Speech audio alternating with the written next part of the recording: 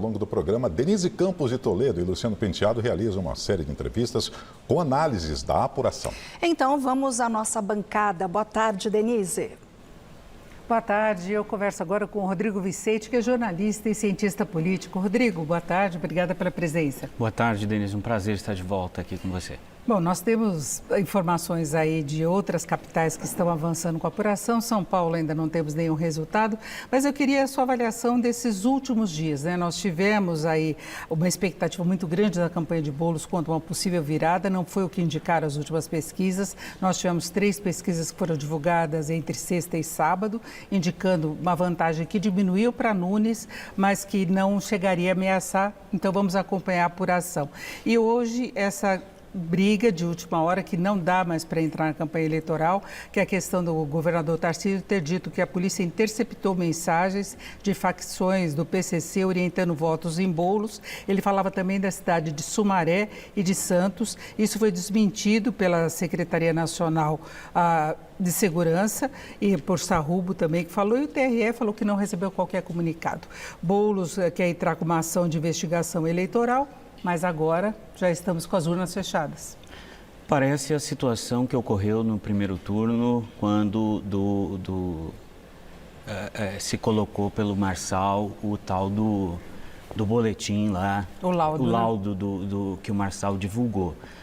De fato, não entendo qual é a vontade, qual é o interesse em cima da hora do governador, já que o seu candidato está à frente na campanha, e eu digo um pouco mais, né? Tarcísio é um político que a gente precisa tatear muito ainda, né? Hoje ele está à volta do poder de Gilberto Kassab, mas é um político que está ao lado do bolsonarismo, defende pautas do bolsonarismo, inclusive, por mais que faça essa remediação, pautas que estão ali no campo, inclusive, do discurso antidemocrático, né? Então, acho lamentável, e você reiterou essa situação de não haver comprovação nenhuma. É uma pena que um processo democrático eleitoral numa cidade como São Paulo, com o governador trabalhando, e tem todo o direito de fazê-lo, obviamente, o faça de forma tão desajustada, para dizer o mínimo, né? No mínimo é desnecessário esse tipo de ação, claro, em relação ao processo eleitoral, essa influência que possa ter. E chama a atenção, por exemplo, em Santos, é um candidato do Republicanos, que é o partido do governador, contra uma candidata do PL. Não é? Então, não se sabe exatamente qual que seria o posicionamento político do governador em relação a isso. Parece que ele usa a cidade de Santos como uma forma de, eu não estava inventando nada daqui, havia um murmúrio e lá tem candidato meu também, parece que para despistar alguma coisa, mas obviamente tudo ainda é uma especulação, mas algo que eu entendo como grave. Porque hoje, se nós olharmos para o que ocorreu no primeiro turno da eleição, o laudo divulgado por Marçal, óbvio, parece-nos, né, que acabou o feitiço virando contra o feiticeiro ali e o tirou na reta final. 20, 30 mil votos eram coisas significativas, né? Significativas. Agora, o que Tarcísio faz me parece complexo, e não sei se vai haver alguma mudança ou se havia essa, como você bem disse, necessidade em fazer algo e tumultuar o processo. Agora, nós tivemos em várias cidades, em vários momentos aí, inclusive nos debates, essa questão colocada da proximidade de alguns candidatos com o crime organizado. E essa é uma realidade que nós temos no país. Eu não estou focando aqui a questão de São Paulo, não. Surgiu também nos debates, ao contrário, inclusive porque houve investigações nas companhias de empresas de ônibus aqui em São Paulo, porque aí houve a constatação da participação mesmo de integrantes do PCC, ainda que indiretamente, mas eles estão infiltrados em várias áreas do governo, da área empresarial, mas é uma questão que está colocada no país, é financiamento de facção, houve denúncias mais concretas em várias cidades, teve ameaças de morte, então é uma situação da criminalidade chegando à política de fato.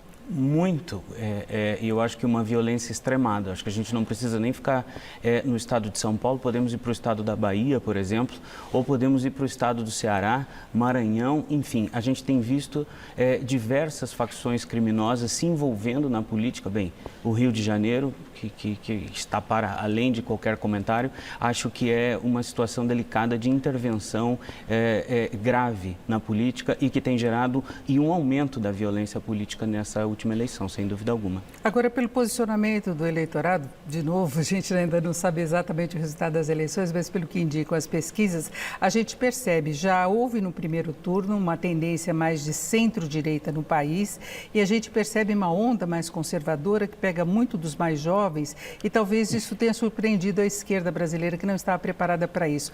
Tem aquela questão do empreendedorismo, de as pessoas estarem menos focadas hoje na carteira profissional assinada, no CLT, querendo trabalhar por conta própria, mas tem um conservadorismo que pega muito, tem a questão da religiosidade misturada também com a política e isso talvez não tenha sido detectado de uma forma mais assim efetiva por parte da esquerda, principalmente, né?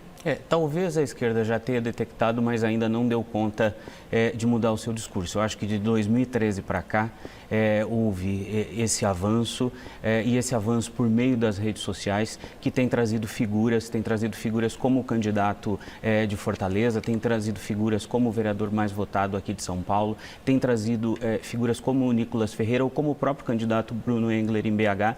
Todos jovens com menos de 30 anos ou nessa casa que colocam um discurso religioso. E um discurso religioso, obviamente, todos devem ter o direito de deixar o seu discurso religioso aberto, obviamente. A questão é trazê-lo para o Estado, né?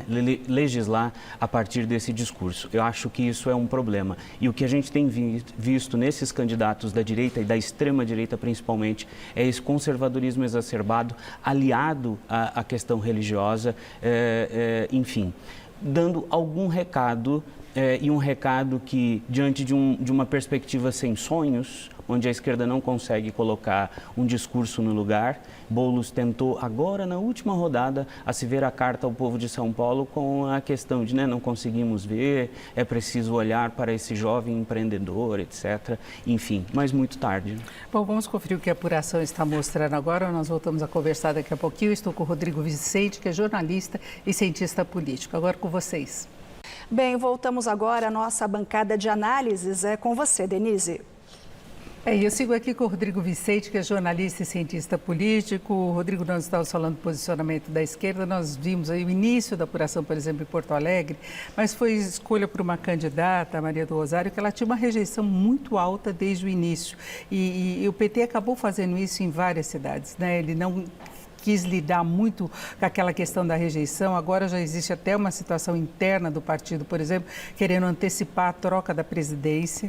Não é? Tem divergências, nós vimos essa questão aí, essa discussão absurda de que o presidente não teria sofrido um acidente, mas até em relação ao posicionamento da Venezuela, que nós tivemos o partido aceitando o resultado das eleições e a posição do governo do presidente Lula ainda não é de aceitar, inclusive ele foi contra Maduro no BRICS, não é? Então, da entrada dele. Então, tem essa questão partidária também e a falta de novas grandes lideranças, não é? A questão da Gleisi Hoffmann é interessante, né? Porque ela pode ter sido uma boa presidente, mas para tempos quase de guerra, né? Enfim, quando o partido foi a uma situação muito delicada, de pós-Lava Jato, ela esteve ali e reorganizou o processo.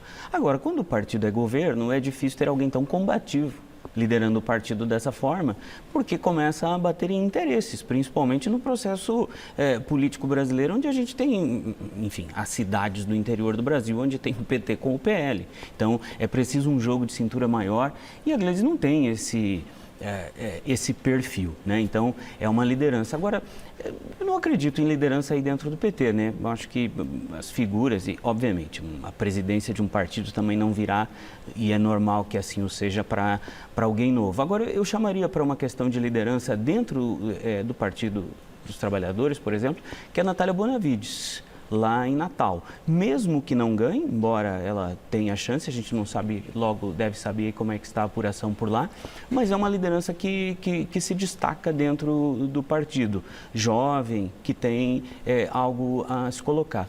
No caso da Maria do Rosário, assim como o Boulos, o maior dos inimigos era ele mesmo, né? Assim como ela mesma, dado que uma rejeição alta que vira um impeditivo para a eleição, fica algo completamente complicado. Eu até conversei com um colega que tem uma pesquisa muito interessante em relação à reeleição de prefeitos em locais de catástrofe ou de grandes problemas. Porto Alegre.